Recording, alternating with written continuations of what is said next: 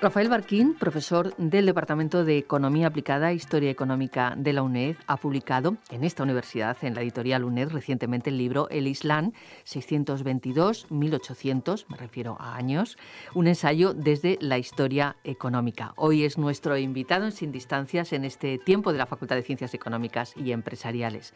Vamos a hablar con Rafael Barquín, al que damos ya la bienvenida. Hola, buenos días, Rafael Barquín. Buenos días. Vamos a hablar con Rafael Barquín de este trabajo sobre el Islam, que hace un recorrido histórico sobre cuestiones que probablemente no son muy conocidas. Como él mismo escribe en la introducción a su libro, se trata de un periodo y de un ámbito geográfico que apenas tratan los manuales de historia económica. ¿Por qué centrar este estudio entre los años 622 y 1800? Para ser sincero, porque no me quedó otra. Mi deseo inicial era haber escrito una historia económica del Islam, desde el origen hasta el momento presente, pero francamente el tema es tan amplio que decidí establecer un límite en un punto en el año 1800. Y en este sentido, abordar la historia del Islam antes de 1800, antes en definitiva de la colonización y de que la presencia europea y occidental fuera tan masiva, creo que es un acierto. Permite de alguna manera eludir o por lo menos escapar parcialmente de esa visión excesivamente eurocéntrica y concentrarse en los árabes, en los musulmanes, en lo que ellos pensaban, en lo que ellos decían, en lo que ellos hacían. Olvidémonos un poco de nosotros mismos, vamos a decirlo así. Dicho sea de paso, yo no puedo negar que soy un europeo y que pienso como tal. Históricamente, Rafael Barquín, se puede considerar el Islam como un factor de progreso o, por el contrario, que es una rémora o que ha podido ser una rémora para el desarrollo. Esto es una cuestión muy actual, es muy popular, ¿no? Y yo sinceramente creo que está mal planteada. Todas las civilizaciones históricas se definen por su religión. Entonces, hablar que tal religión ha sido una rémora para el desarrollo de esas civilizaciones es, de alguna manera, una contradicción in terminis. Las civilizaciones se definen por su religión y, consecuentemente, no puedes criticar del fracaso de una sin hablar del otro. Pero es que, además, en el caso del Islam, esto es mucho más elocuente, dado que, bueno, pues la religión como tal impregna muchos ámbitos de la vida y de la sociedad, de las costumbres de las personas que viven aquí. Y es además una religión que yo califico como civilizadora. Por cierto, en contra de lo que algunas personas piensan o sugieren.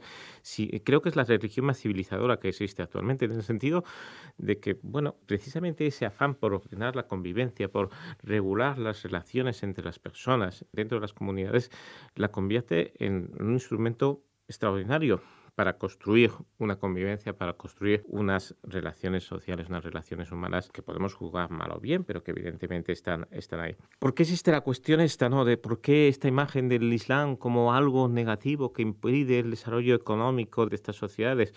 Bueno, yo creo que el origen está hace 200 años en la colonización. Pues cuando llegaron los europeos a estos países, descubrieron países mucho más atrasados y, bueno, atribuyeron de alguna manera ese atraso a la religión y y en particular a la forma que tenía la religión, la religiosidad en aquel momento.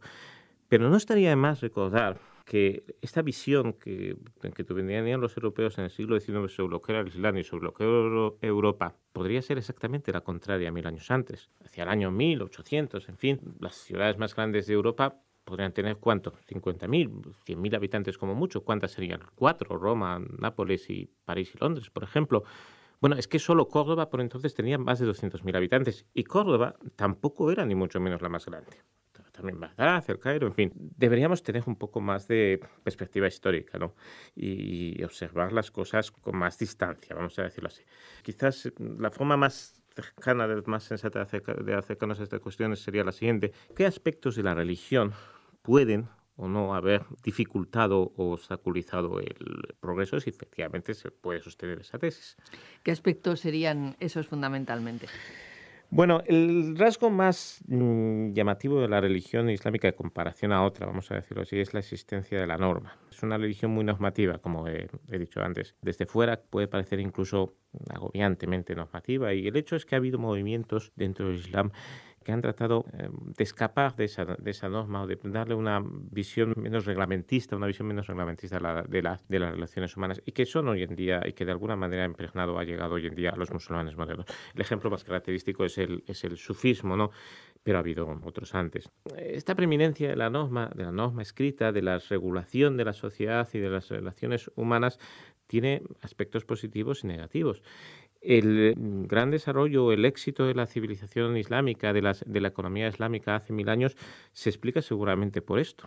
Es decir, el proporcionar unas instituciones sólidas, basadas en un derecho bien conocido y bien regulado, sin duda facilitó el comercio y las relaciones económicas.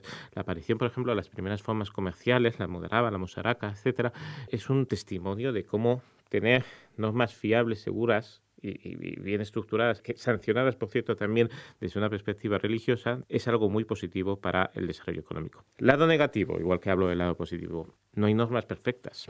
Toda norma, quieras que no, tiene que cambiar, porque la sociedad cambia, porque los problemas cambian. El problema de una norma bien fijada, bien establecida, pero que tiene una sanción religiosa, es que si no encuentras mecanismos para adaptarla, inevitablemente conduce a una posición, a un cierto conservadurismo, que es, digamos, un problema que percibieron los europeos en tiempos recientes. De todos los aspectos que se pueden resaltar al respecto, quizás la ciencia sea el elemento más interesante, ¿no? O sea, el progreso científico de las sociedades islámicas entre el siglo VIII y el siglo XII, pues un poco más allá, fue espectacular. La ciencia durante 4, 5, 6 siglos se desarrolló básicamente en el mundo islámico. A partir del siglo XV los progresos han sido insignificantes. ¿Qué es lo que pasó? Bueno, esas visiones excesivamente conservadoras de la religión terminaron ahogando un brote de saber y de conocimiento que era verdaderamente prometedor. Situamos este cambio en la evolución, por lo que nos comentas, de la civilización islámica en el paso de la Edad Media a la Edad Moderna. Sí, más o menos, sí. Y es precisamente entonces, que también es un aspecto que se analiza en el libro, cuando se construyen los grandes imperios islámicos. Esos estados fueron también, además, un freno al desarrollo económico y político del Islam. Pues hombre, en fin, se podría decir un poco lo mismo de hasta qué punto se puede criticar una estructura tan amplia como la religión o el Estado, pero aquí, francamente, yo creo que sí. Yo tengo una visión muy negativa de los 3 grandes estados islámicos que aparece que se desarrollan en la Edad Moderna, es decir, el Imperio Otomano, el Medio Oriente, el norte de África, el Imperio Mogol en la India y el Imperio Safabí en Irán. Claro, son estados muy exitosos desde el punto de vista de sus gobernantes. Estamos hablando de imperios que duran varios siglos y que, bueno, permiten a sus gobernantes construir unas dinastías seculares que, bueno, hicieron frente a las amenazas de pueblos de la frontera o a los enfrentamientos entre ellos. En fin, desde la perspectiva del propio gobernante, no cabe duda que se trata de estados exitosos.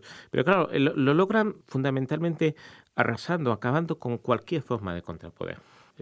Creo que decía Jones que el más absoluto de los reyes absolutos de Europa, que podríamos decir que es Luis XIV, era un aprendiz de absolutismo al lado del menos absoluto de los emperadores absolutos de estos estados.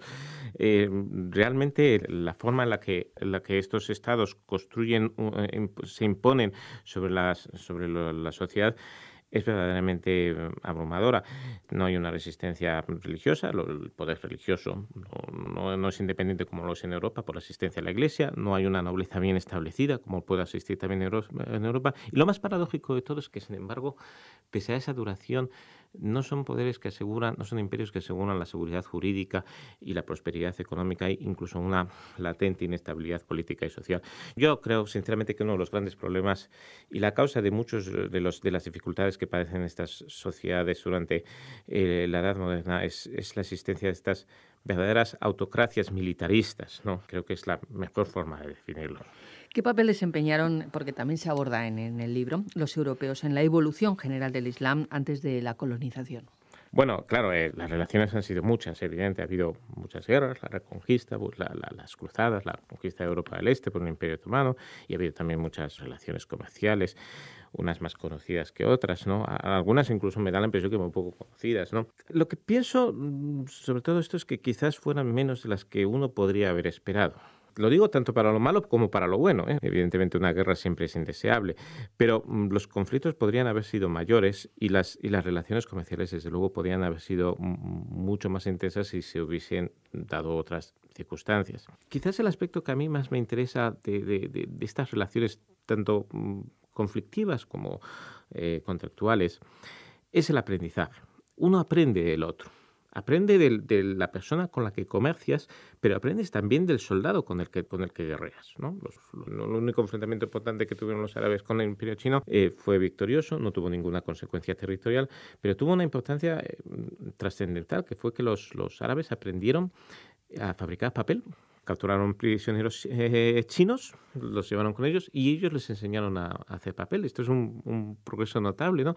Los cruzados, cuando fueron a Palestina, por cierto, las cruzadas eran una locura, dicho sea, no es asombroso que no acabara mucho peor de cómo acabó. Pero bueno, el caso es que cuando ellos llegaron allí a Palestina, vieron los molinos y utilizaron la técnica de los molinos, quizás también en la ojival, para sus propios molinos en Flandes, como a través del comercio se aprenden los europeos aprendieron muchas cosas.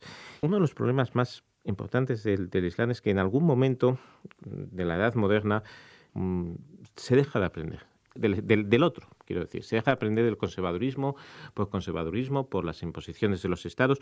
Los musulmanes, los otomanos, por ejemplo, conocían todo el armamento europeo y no lo utilizaban. Es una cosa que a mí realmente me deja perplejo, ¿no? O sea, conoces que el otro está utilizando unas determinadas armas, que el otro ejército está utilizando unas armas y tú no las usas. En fin, es un aislamiento que es muy malo. Y en ese sentido, quizás explica un poco la influencia de los europeos, la influencia europea debiera haber sido mayor. Lo cierto es que cuando Europa finalmente coloniza parte de este mundo, en cualquier caso ejerce una influencia dominante sobre todos estos países, todo esto llega a los musulmanes como un shock, sencillamente porque es algo desconocido, no se planteaban que pudiera existir esto y no debiera haber sido así. Quizás una de las conclusiones que uno puede extraer de mi libro, o que a mí me gustaría que uno extrajera de este libro, es que hay que aprender del otro, incluso del que odias, incluso de aquel con el que te llevas mal. Estúdiale porque algo tiene en la cabeza y algunas cosas se puede aprender. Nosotros tenemos mucho que aprender también de los árabes, como los árabes tienen mucho que aprender de nosotros. Nos salimos del periodo analizado en el libro, pero quizás a lo mejor conviene que comentemos esa colonización, qué efectos tuvo sobre el desarrollo económico. Hablemos también de ese salto a la etapa contemporánea y finalmente podemos hablar brevemente de qué opina sobre estos acontecimientos que están ocurriendo ahora en el mundo del Islam a raíz de la primera primavera árabe. Bueno, la colonización, sin lugar a dudas, ha sido, por un lado, traumática desde la perspectiva de la mentalidad de los árabes. Ha sido una verdadera humillación y, sin embargo, en fin, yo creo que desde la perspectiva del bienestar material de estos pueblos es indudable que, a pesar de todos los crímenes cometidos en Argelia y en el Cáucaso, que están ahí, fueron horribles, a pesar de todo eso, digo, fue un motor de desarrollo y de prosperidad para todas estas naciones. Yo creo que esto es una cosa que no se puede discutir. Claro, es una situación paradójica, ¿no? Y seguramente no grata desde el punto de vista de los musulmanes. Pero también hay que tener en cuenta una cosa: hay cambios profundos dentro de las sociedades islámicas en los últimos tiempos que van, digamos, más allá de estas cuestiones. A mí me parece el más destacable de todo el ansia de libertad, el ansia de democratización. Y esto no sé hasta qué punto es algo atribuible a Occidente o simplemente es una necesidad humana. Desde comienzos del siglo XX yo creo que se pueden percibir movimientos democratizadores en muchas sociedades islámicas. Y esto que cuentas de la primavera árabe, esta reciente eclosión de la primavera árabe, por la cual yo realmente siento verdadero entusiasmo, ¿no? A pesar de todas las tragedias que están ocurriendo, es un testimonio de que los musulmanes, en definitiva, pues lo que quieren es, en fin, lo mismo que queremos nosotros, ¿no? Gobiernos decentes y gobiernos elegidos democráticamente y, en fin, un sistema de controles que proporcionen, pues una mínima seguridad jurídica y una estabilidad y una prosperidad. La primavera árabe ha traído la emergencia de partidos islámicos y esto es lo que preocupa a mucha gente. Mucha gente que dice, queremos la primavera árabe para que al final nos vengan los hermanos musulmanes a Egipto, por ejemplo. Bueno, yo creo que hay que aceptar el cuadro entero. Si ellos se ganan la democracia, ellos tienen todo el derecho a elegir a quien quiera, incluidos islamistas. Y por cierto, no es la opción islámica, al fin y al cabo, la opción natural, vamos a decirlo así, de muchas de estas naciones que lo que aspiran de alguna manera es a recoger la tradición cultural de sus propios países y adaptarla al mundo moderno. Dicho sea de paso, en fin, los que realmente están teniendo dentro de estos islamistas, digamos que las versiones más radicales, mi impresión es que no tienen demasiado éxito, incluso algún resultado no demasiado malo que han obtenido en algún país, pues parece más bien el canto del cisne, ¿no? Yo creo que debemos ser pacientes y dejar que la gente haga lo que quiera. Aunque se equivoquen, bueno, pues todo el mundo nos equivocamos, ¿no? No hay que tenerle miedo a la democracia, no hay que tenerle miedo a que la gente elija las cosas por sí mismas. Es mi punto de vista, vamos. Y que además hay un Islam más radical y hay otro Islam más moderado. Pero el radical es, en el fondo, muy pequeño. Es que esto hay que insistir sobre ello. La mentalidad islámica, la mentalidad musulmana es, por naturaleza, vamos a decirlo así, tendente al consenso, tendente al acuerdo. El radicalismo, bueno, es que radicales en todas partes, que también en cualquier sitio, pero suponen la parte menor siempre. Sistemáticamente, siempre. No nos engañemos. No pensemos que estos enajenados del 11M o del 11S representan una parte sustancial de la sociedad islámica, ni mucho menos. La gente, los árabes, los musulmanes, son gente normal que busca acuerdo, que busca consenso y que, bueno, pues tienen dudas e inseguridades como todos nosotros. Para terminar, muy brevemente, comentaba que hay aspectos de la religión que obstaculizaron el progreso en el periodo analizado, esos años entre 622 y 1800. Puede ser también un obstáculo para ese desarrollo económico que el siglo XXI, lógicamente, debe dar a este mundo o a esta sociedad islámica. Yo creo que los aspectos que dificultaron más el desarrollo económico en el pasado están en su mayor parte superados en el momento actual. Creo que hay una excepción parcial de tipo cultural sobre la que realmente, pues, en fin, habrá que esperar y ser pacientes y confiemos en que se supere, porque creo que en realidad se va en esa línea, que es quizás la discriminación de género que llaman ahora, ¿no? Bueno, en el sentido de que, bueno, tienen algunas limitaciones.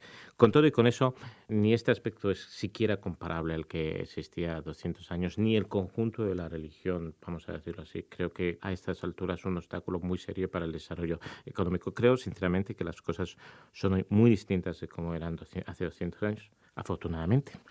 Muchísimas gracias, Rafael Barquín. Recomendamos la lectura de su libro. Recordamos que lleva por título El Islam 622-1800, un ensayo desde la historia económica.